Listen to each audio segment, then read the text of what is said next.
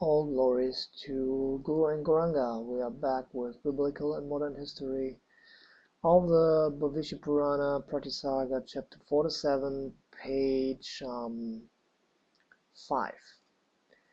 So Sutta Goswami said, "My dear Brahmanas, I am being influenced by Yoga Nidra. Therefore, please go to your respective ashramas and meditate on Lord Vishnu." After the completion of 2000 years, Sutta Goswami said, when the Kali Yuga had passed his 3710 years, at the time the king was Pramara, who ruled 6 years. From him Mahamada was born. He ruled 3 years, and his son Devapi did the same. His son Devaduta also did the same. From him Gandhava Sena was born, who went to the forest after ruling for 50 years and having given his kingdom to his son Shankar. Shankar ruled for 30 years. Lord Indra sent a heavenly girl to Gandhava Sena named Viramati.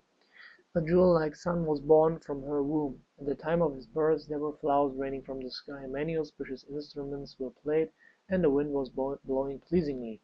The name of the baby was Shivadrishti, or the one who sees Shiva, who later left for the jungle with his disciples. After 20 years he became perfect in Karma Yoga.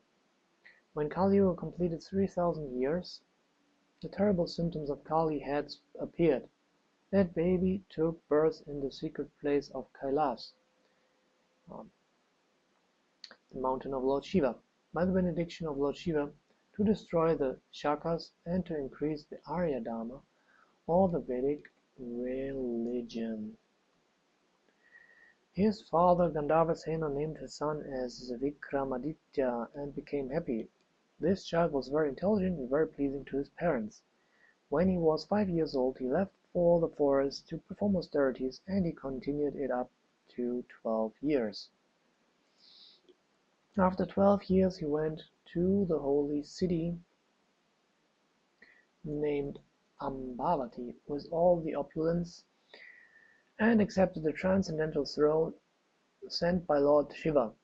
For his security, goddess Parvati created a Vitala, a king of ghosts, and sent it to King Vikramaditya's place. Once the powerful king went to the temple of Lord Shiva, named as Mahakaleshvara, the great ruler of time, who is the chief of the demigods and who has a bow named Pinaka. There he worshipped Lord Shiva. In that place he built a religious council hall with the pillars made of various metals and decorated with many kinds of jewels, and covered with so many plants and creepers and flowers. In that hall he kept a celestial throne.